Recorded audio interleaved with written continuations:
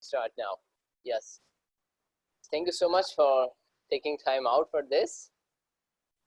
Well, thank And you. oh, it's amazing view. Your background is really amazing. Yeah. Yeah, a bug just landed on my face, but yes, I was in the car, but it was too hot, so I stepped out of the car, and this happens to be where I am. Wow. So can you tell me a little bit about yourself, Jaals? Yeah. My full name is Jalees Rahman, and academically I did engineering, uh, bachelor's, and then I practiced some entrepreneurship, and then I practice the programming and also start research work. And now I am working as a researcher. So this is this short introduction of me. And if you have some specific question regarding my work and life, you can ask. Yeah, so basically this is part of a project I'm doing called Countdown to the Moon. So NASA is planning to land astronauts on the moon again in 2024. And what I wanted to do was every single day between now and the end of 2024 was to go and ask a different person every day, you know, well, first off, had they heard about it? So I guess maybe that's a good question to ask you is, did you know that NASA was planning to send people back to the moon in 2024? Yeah, Artemis program, I think so. And yeah, they are sending people again to the moon, and they are now planning to stay there, not for a one-time trip, but to stay there and to make the moon as a base for the further exploration of the space. So yeah, I know about it, and yeah. But that's amazing. I've interviewed maybe 127 people, actually more than that. And I think you're the first one that knew it was called Artemis and knew they were planning to stay there. Yeah. So I have to find Oh, out, how did you learn about this? yeah. What I said, first of all, like I'm a researcher, so before doing any stuff, I do some research work. So uh, when you say you have a discussion regarding this, so it should be that I have some knowledge about this, and I work on it and found it very interesting that we not only went to the moon one time, we we went to the moon almost about 6 times in the Apollo program, and previous from that, we are working on this about 1959. Yeah, from the Loon 1 of the Soviet. And then these are those are the stepping stones of which take about a decade to for the step of a human on the moon. Yeah, so it's a long journey, but now we are able to make it more strong, and like as a casual, I can say that we are now we are most very optimistic about this, that we can do it better now. So the plan of the Artemis is really amazing, that they are now making a gateway. So which is really interesting, that it will help us to not make a one round, but uh, more rounds of the moon in a execution manner, not in an experimental manner. So it's a very giant step to explore the space further and to make the base on moon. Yeah, so it's really interesting part of this mission. Yeah. That is amazing that, you know, you researched and found that out. most of the people I interviewed before COVID-19 had no clue they were about to be interviewed. I would go to the coffee shop and ask random strangers, "Hey, I'm doing this project. Can you answer these questions?" Or, I would be on the bus and I would ask the person next to me, or on the train. Uh, so that's really amazing. And even the people that I've now had to set up interviews online did not do the research like you just did. So that's interesting. Yeah, Um, thank you so much. so your family and friends, though, do you think they know about this? I don't think so because it's not the immediate need or the stuff that encounter in the daily life. It's, you can say that it's a leisure stuff. So the people are in my society are not that have the luxury, or I I can say that they don't put focus on the stuff beyond their orbit. So I can say that they might be not know about this mission. Yeah. I think what you just described pretty much describes most of the people I've talked to. Like, unless it's something that affects their day-to-day life, like Yes. the price of gasoline or how much a gallon of milk costs, or their job or their community, that it's really kind of not in their area of knowledge. But I have a question. Do you think that's a bad thing? Or, I mean, what do you think about this? Should people be paying more attention to sort of like these wider issues, or things that don't affect their day-to-day life? Yeah, I think so. They have to pay attention on these stuff also, because it will make their perspective expand, and they see more options or more opportunities, and they it's a stuff that they should give their attention. So it not only uh, give their time to get out from day-to-day stuff, but also it helps them to see the stuff from new ways, from I can say about 360 angle. When they see that the NASA is, or the space stuff is so much advanced that the need on which we are putting our day-to-day efforts is almost solved in of these people. So I think so that they have to put attention on this also. Yeah, and like this whole COVID-19 thing, taking a step back from space and looking at this current lockdown that we have, I think people in like Europe and in the US probably were thinking, healthcare for people in Africa and for people in China is not something they should be concerned about, because these are people far away and we need to take care of the people here and things like that. But then you have like that Ebola outbreak in Africa, and it would not take that much for that Ebola outbreak to spread to the rest of the world. And just like we had this outbreak of the COVID-19 in China, uh, you know, if the healthcare for those people that initially got it was a chance to sort of identify it and kind of quickly contain it.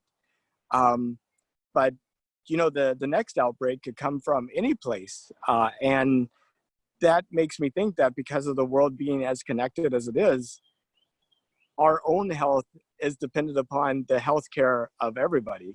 And I was wondering what you thought of this. Yeah, it's a is it's a concern. We have also, but it's a basic need. So if you ask me to prioritize the this mission and the healthcare mission, so I would say that first the health stuff, and then we get it strong in it, then we move on the space stuff. I mean that if you have a budget to spend on health or on space, I would say that first spend on the health and then on the space, because it's the essential stuff, it's the basic need, and the space is the growth stuff or the expanding stuff. So first we have to get the stability, and then we have a growth stage. So by thinking in this way, I would say that first we have to put the health and then the space stuff. So yeah, it's a healthcare system. uh, we have to put more on it, and it's the case that in the next time, most probably with the experience of this pandemic, we will be more prepared for the next pandemic, hopefully.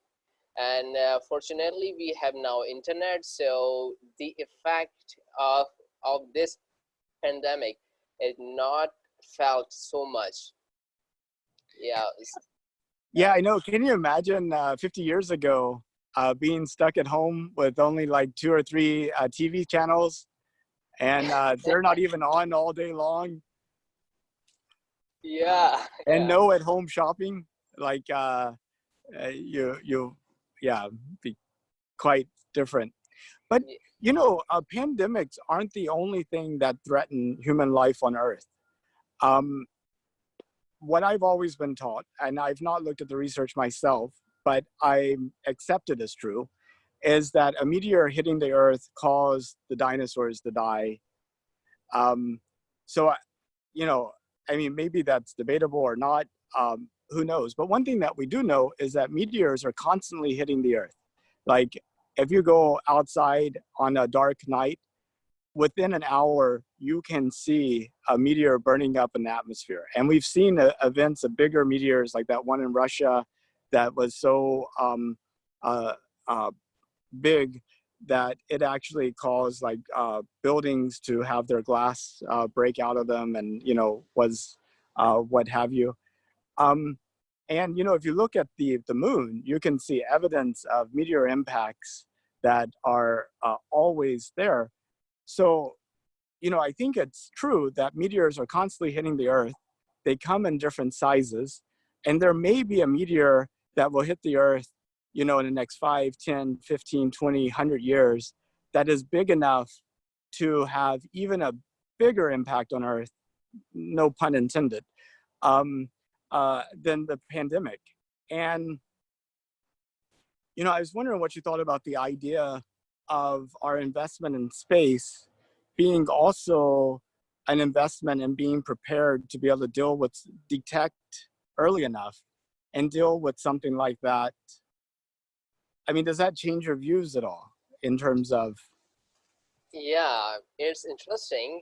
But first thing, it's come now in my thought that the life on Earth is about, or the Earth is about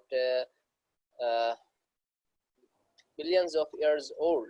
So these events happen of the what you said.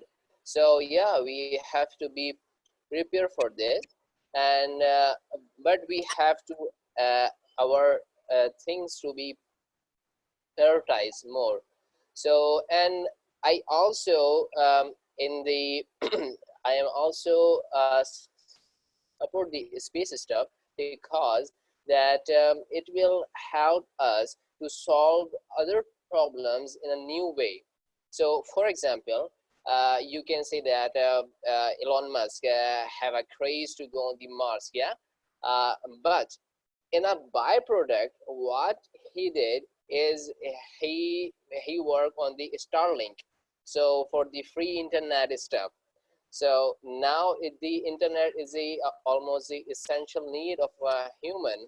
So with the product is other, but the byproduct of the mission is this Starling of the providing the free internet access to everywhere in the world. So it's interesting stuff of the space. While it has the byproducts are very useful, such as the traveling with the uh, rockets. It's also the byproduct of space exploration. That if we go into the space, why not we move into the world via the rocket? Why instead of the outside? So yeah, that's You mean why. like the point to point travel, like being able to go from Houston to Karachi in like 30 minutes? Yeah, yeah, obviously, yeah, And that's kind of interesting because when you think about the pandemic, uh, having high speed travel like that is kind of like a two-edged sword. On one hand, you know, instead of it taking a week or a month for it to get around the world, it may only be a few hours or a day. And but on the other hand, you might be able to get your doctors and your specialists in medicine and vaccines to a place, uh, you know, within an hour or two instead of waiting for a longer time. So, yeah, sure. It's a cargo stuff also. um, so you mentioned Elon Musk. Um, uh, did Yeah, you also come across Jeff Bezos and his space company? yeah. uh, Blue Origin. Yeah, he is also taking part in the Hermetis uh, program. As in the 2021, they are set up being the base year for the 2024 mission. Yeah, they are the partner worker of this mission from the. Yes, I hear about him. Yeah, that's very true. And you know, Elon Musk, his vision is city on Mars, completely self-contained, make sure life goes on, all that good stuff. But Jeff Bezos, his kind of mission and vision is a little different. He's like, we need to develop space to protect the Earth, to take all of those things that are harming life on Earth, like the mining and the manufacturing and the energy production, and to move those activities away from the Earth so that Earth can, you know, be like a garden spot and light residential and things like this. And so it's a little different philosophy than Elon Musk. And I was wondering what you thought about maybe that view. Yeah, my thoughts is that we are going to make a $1 trillion industry there. Yeah, the mining or the material is the $1 trillion industry. So they are looking into this. So uh, uh, instead of mining the earth, they are looking to mine the uh, meteors and also the other stones there. So it's a nice approach, but I I am just cautious about this thing. We don't have to pollute these places. We don't have to do the same stuff which we are doing with this planet Earth. Then it's a good stuff to do. So I have a concern. This thing that we don't have to pollute the atmosphere or the area or meteoric space as we polluting the earth. So if we take these cautions, so it's a very nice idea to do this thing. Yeah, Well, I am supporting it. so like, you know, whenever we talk about pollution on Earth, I often think about that pollution is defined by how it impacts life. You know, is it destroying the fish in the oceans? Is it killing the birds in the air? Is it giving us cancer? Is it causing a drought and the crops not producing? And so whenever we talk about that kind of pollution, it makes a lot of sense to me. I understand what that kind of pollution is. But, the moon is like a dead body of rock, um, you know, and I'm just wondering what polluting it would look like. Like, maybe you could talk to me about your thoughts on what would a what would polluting the moon look like, or not polluting the moon? What would that look like? I mean, Uh, um, uh, the moon and the earth has a connection. So I think that the moon is the essential part of the life on earth also. Yeah, so if we are going there and we if we disturb this connection, then we are polluting the moon. Or the similar, if the moon have the connection to the other space stuff. So if we are disturbing this, then we are polluting the moon. That's my now thought. the connection between the Earth and the moon, maybe isn't fully understood. I do know about like the tides. Like the tides are very important. Um, when you're on the side of the Earth that's facing the moon, you have high tide, and if you're on the side that's directly away from the Earth, you have high tide. But then if the moon's off to your side, you have low tide, and this sort of tide coming in and out is important for like a lot of sea life. In fact, some people even speculate that if you think life was a natural phenomenon that kind of arose out of chemistry, that these tides were important for even the emergence of life at all on this thing. Um, and I was wondering, besides that connection, is there? Could you maybe talk about any other connections between the Earth and the Moon that come to your mind whenever you talk about a connection? Yeah, it's kind of beauty from the earth. Yeah, and the moonlight is essential also. Maybe it's a other source of energy or the light in the night, and it's feel good to be in the open space and the under the light of moon. If you remove the moon, say what the night look like. Yeah, it's also the aesthetic stuff in it.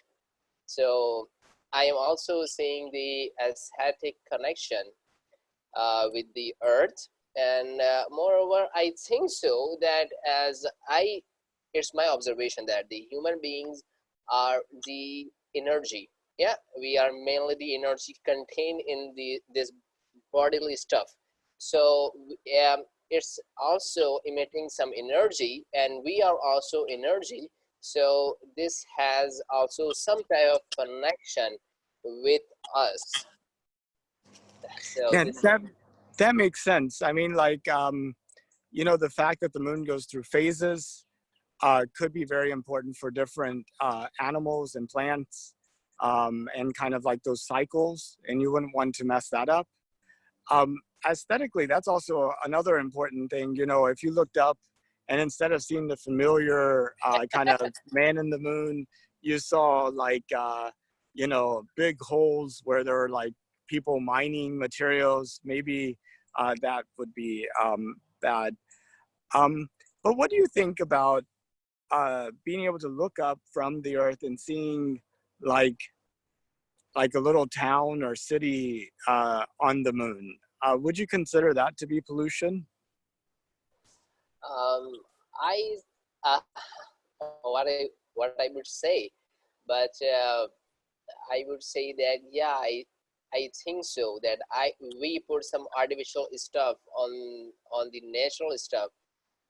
That's why I think so that is aesthetically is not nice stuff.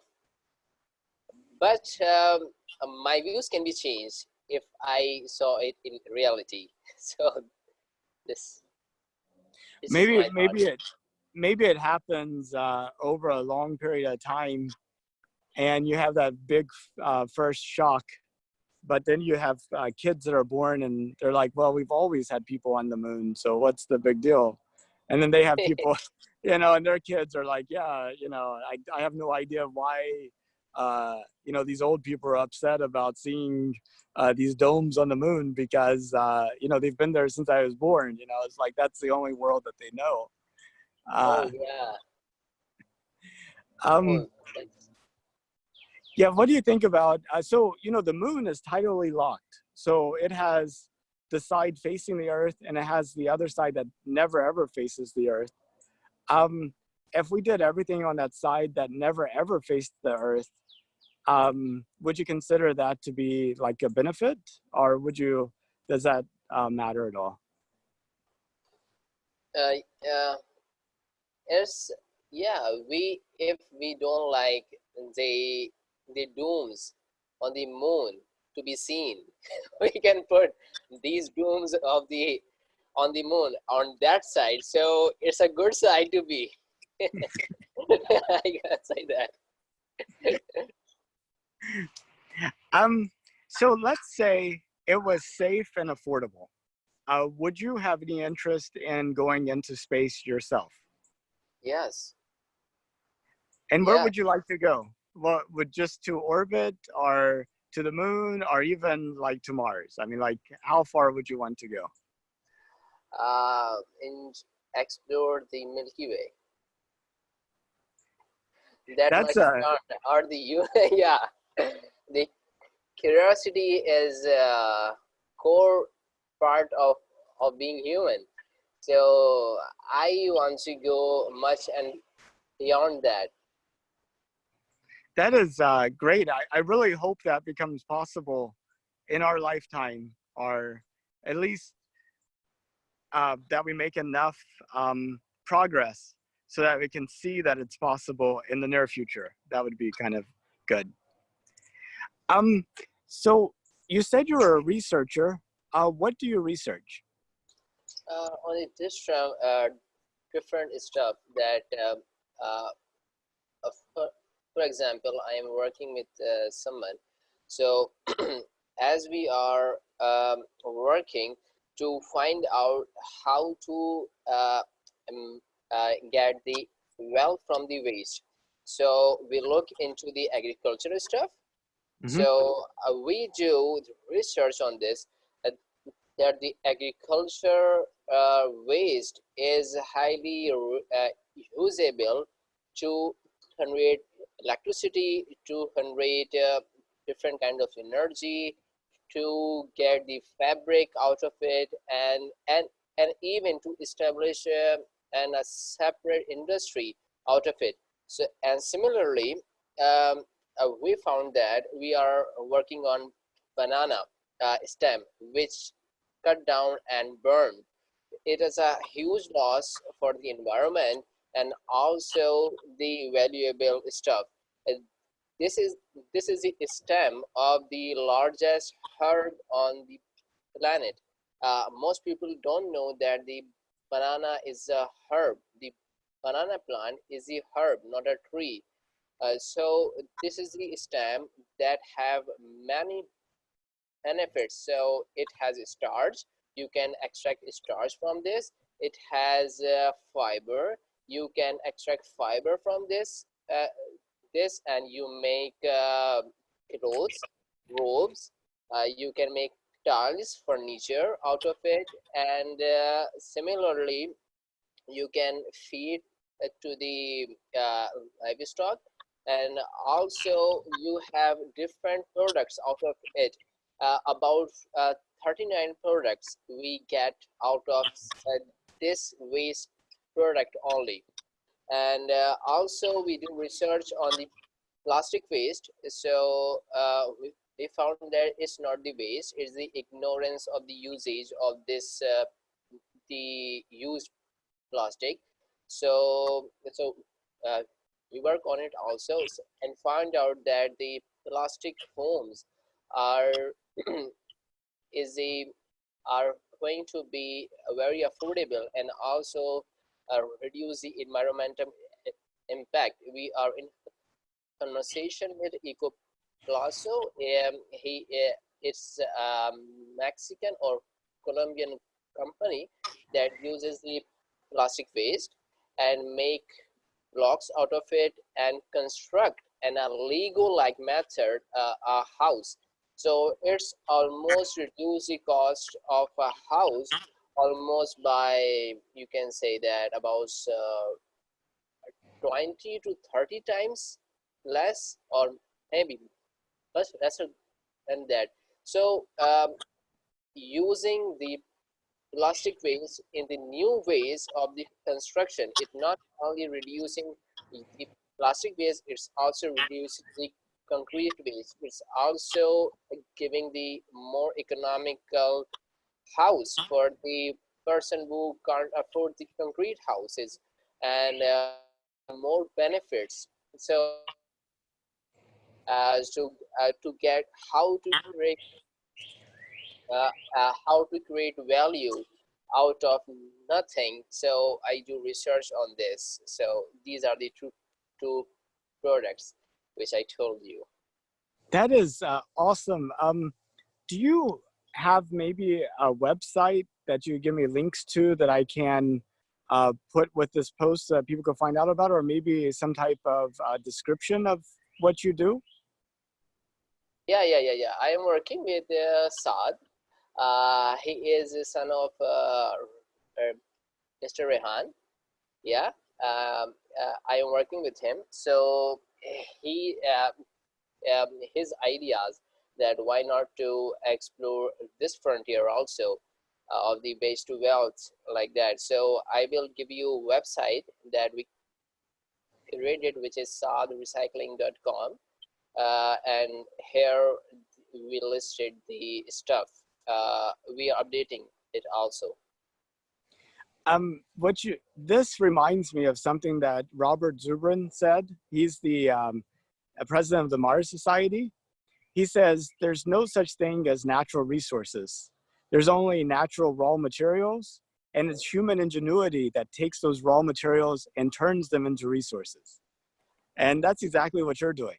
You're Yes. taking these raw materials and turning them into resources. Like oil used to be considered as something that would destroy crops. And it wasn't in turn until we learned to, drill for it, refine it, and, have like cars that it became a resource. And, the sun is an electrical resource, and if somebody thinks of like using the solar panels, or wind isn't a resource, and if somebody creates a windmill. Uh, and so, with each human brain that we have working on these problems, there's no reason why anybody should be without. Like, every brain that we can put towards the problem, the more solutions we could get.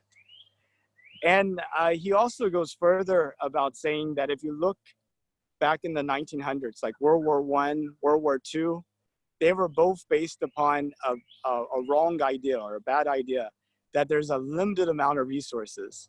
And that, if you don't get your resources and take it away from other people, then you won't have any resources for yourself. And this created, conflict and war, and, Germany trying to take over the world, and, the conflict and things like this. But if you have the right idea, like you have, that we can go and take waste and turn it into a resource, or we could, the world becomes a better and better place. Yes, yes, you are absolutely right. That this is the mindset problem, or the and also the character problem. So the first thing when we fight is the product of the scarcity mindset. That when we say the thing that is only one thing, and we can not make it two, then we have to get this one. So we fight each other to get this one stuff. On the other side, there is an abundance mindset, which is the which is the duration of of 2 out of this one and taking this 2 as the one for one person and this one for the other person. And when you see the conclusion of the both approaches is that in the scarcity mindset, you have still having only one product with the with the one person and maybe lots of destruction along getting this one thing. And on the other side, if you see that you have one thing with each person, yeah, with each person you have one thing because you collaboratively make this one stuff into 2 and take your share as one for the one person and the one for the other person, and there is almost no destruction of this stuff, and also it makes the place even better. And also when you collaborate, you also emit some byproducts also. So these are also will be the creation of the other products also. So I would say that it's a mindset and the character problem. It's not the resource problem. We have enough resources to be used. Yeah. So that's why even we look on the waste. It's basically it's not the waste. It's the perspective of seeing this thing waste. Yeah. For example, if you say the banana plant, we only see the obvious stuff that banana is the usable stuff, it's a consumable stuff, and the other part of the banana plant is also highly reusable. We have ignorance or the not the mindset of using that stuff also. That's why we put in the wastage category, even it's not the waste. So similar is the applicable on other stuff also. Yeah, I mean, that applies to pretty much anything. Even, like urine in a toilet. There's a place in Europe where they're actually harvesting that and using that, as a product. I forget what they're getting out of it, but yeah, I mean, it comes down even to a personal level. I mean, like you and me, for example, the abundance mindset says, I'm richer and wealthier because of you, and you're richer and wealthier because of me. Whereas the scarcity mindset says, you've made me part poor, just because now we have to compete for the same thing. And this affects society in so many ways, right? Because you have like rich and poor. I can't be rich if you become rich. You also have immigration.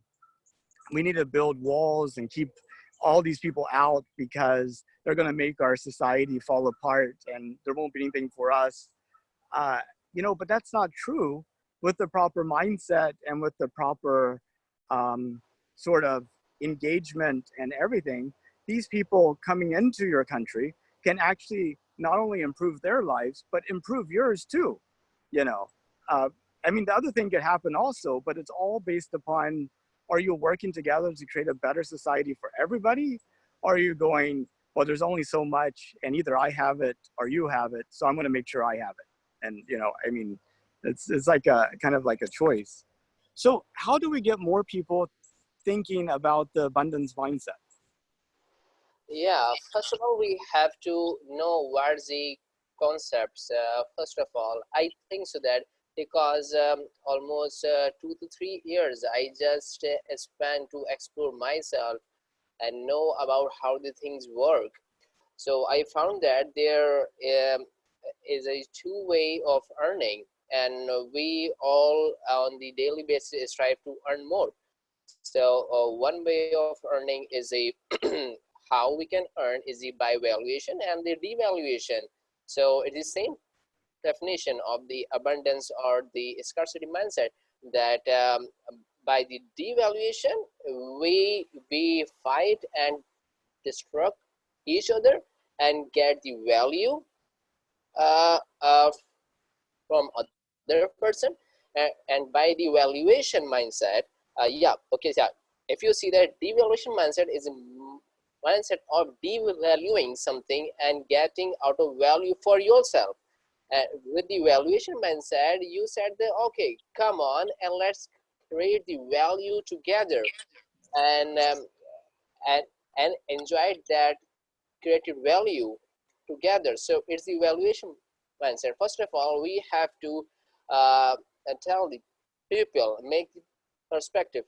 Basically, human work according to not the reality, but according to the perspective which they have in their virtual mind, mind's eye, or the mind's world. So we work or we move according to our perspective. So if we make their pers- perspective to see the things that there are much value we can create and get the value via the collaboration, via the creating value together, then they can see that we and also we have to get this thing done in the real life. So when the human being see the real results, so he he will change his perspective. For example, if I say that going to, oh yeah, I will go to the moon, yeah, tomorrow or the sometime, people may laugh, but when we can do this thing and achieve this, then the same people will accept this and say that, yeah, we can do this thing. So uh, so on a similar way, we can put it on the other stuff. If we are saying that there is abundance of stuff, so if we uh, put this in practically, and people will observe that, yeah, this mindset is getting the result and it's a real stuff, so they will change their mindset from scarcity to uh, abundance. So that's how we can program the people to come towards the stuff for the collaboration. And the lastly, sorry, I am taking much time. And the last step is that we have to make this is the part of our education. I think so that our education system is based on competition, not the collaboration. We compete with each other, and the teamwork is not that much encouraged, which it should be. So it should be embedded in our education system also. Yeah. It's so funny you said that because I was exactly about to ask you that. I was like, what role what role does like the way that we do school where you have like the top of the class, and he's like, it doesn't matter how much I know, it matters how much more I know than the rest of the class, right? So he's encouraged not to teach everybody what he knows because that would just make life harder for him. He's encouraged, or she's encouraged, to try to just be the best. And if everybody else has struggles, then that's great. As opposed to, if I know more, I need to teach you what I know, and if you know more, you need to teach me what you know, and we need to be better together. So um and you were talking about cooperation versus competition. I was even thinking maybe instead of offering individual grades, you offer grades for like the entire class, like one class against the other type of thing, but that has its problems too. But how would you encourage cooperation and the embedding of the abundance mindset in our education? Like, what would you change? If you would ask me this thing, I would change. First of all, I would start not from the students or the children. I will start from the parents and the teachers, because their mindset is that we know everything and what we are teaching is the right stuff. So first of all, I will work on them and get their mindset and encourage this thing that this is possible, and instead of going towards the competition, you have to work towards the collaboration.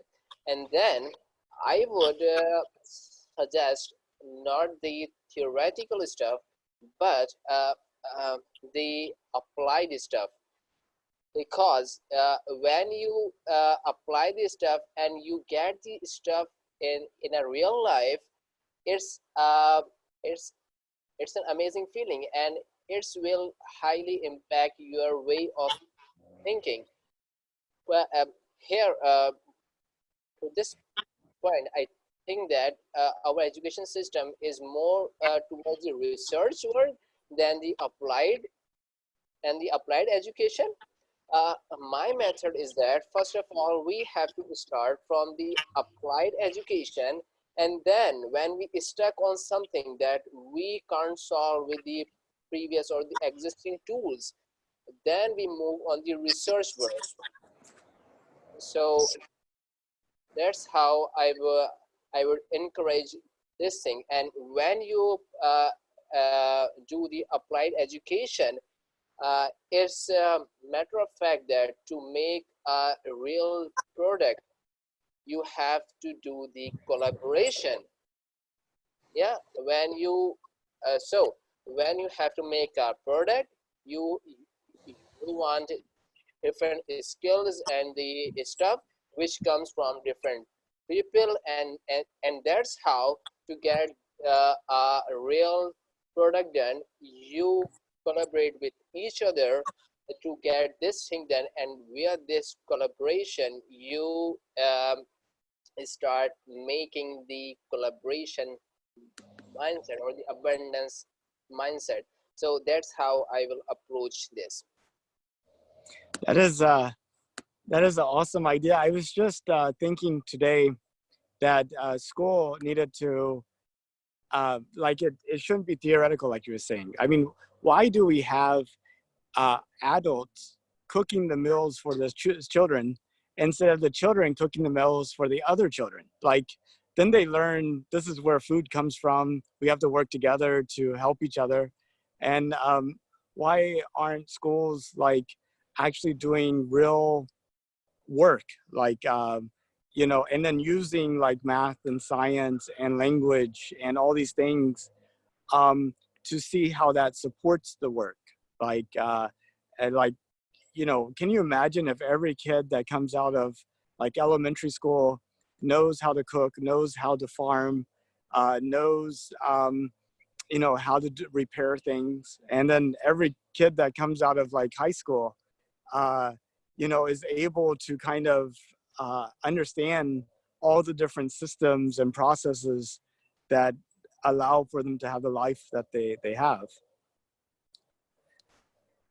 Yeah, yeah, But sorry. Yeah, oh yeah. yeah, no. So that's just what I was thinking. But I really appreciate you taking the time. I hope to stay in touch with you and learn more about the work you're doing, as it's very fascinating to me. Oh yeah, and your work is also, and I would say that to you that you are the real life Forrest Gump. Yeah, Yeah, you should really. see that. Wait until you see the way I play table tennis. You might change your mind. It's not so. No, I am saying this thing because the perseverance you have, the consistency you have in the doing the work is really inspiring. And kindly please teach it to me also. I am really bad in it. So that's why the Forrest Gump, maybe you saw the film, that the Forrest Gump, he is a very, very persistent person and do the work without the reason or the um, do the work because he wanted to get the work done, and also without the he or the less values, he just do it and with consistency. And really I see in you, and it's really inspiring for us. So kindly also teach us how you do this thing. Yeah, I really appreciate that. That means a lot to me. Unfortunately, uh, the um, the answer to your question is the simplest and also the hardest thing to do, and that is you just have to decide to do it, and not change your mind, which is like which is so hard. There's so many things I've started that I've given up on. I used to try to learn Hindi and Urdu. I tried for 10 years. I didn't make any enough progress. You know, I could say आपका नाम क्या है and आप कैसे हैं and आप कहाँ But से हैं and आप क्या काम करते हैं. You know, all these things. But you know, at some point you realize, like with that, I've given up. I'm like, you know, it's not something I'm going to devote any energy to. And there's so many projects I've started and not. And this project, I just started in December, and I've been able to make it work every single day. And I'm committed to carrying it all the way through to the end of 2024. And I really hope I can do that. It'd be, I really, really hope I can. So if you know of people I can interview, I could use your help. yeah, yeah, sure. Yeah, I will connect you with them, and it's a great honor for me also. It's a great stuff to do. Well, any last words or last comments before we finish up with the call? Yeah, uh, I would say that you are making this persistency, yeah, and going to the interviews. It's not only making the people you are interviewing, because you invite them to get the interview, so they may change their perspective a little bit also, and know the something else is also going outer of their comfort zone. So it's also helping the people to change their mindset. And also the the way you are doing the work with the persistency is really inspirational, and maybe it will change the people also in the long run, when they see that a man with the commitment and he did this thing, so if he did, we can do this thing also. So it will also help more people other than you are interviewing, so we can give your example to them and say that it is possible.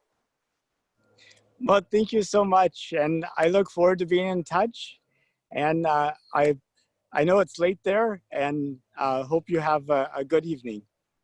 Yeah, thank you so much for taking the time. Bye. Bye bye.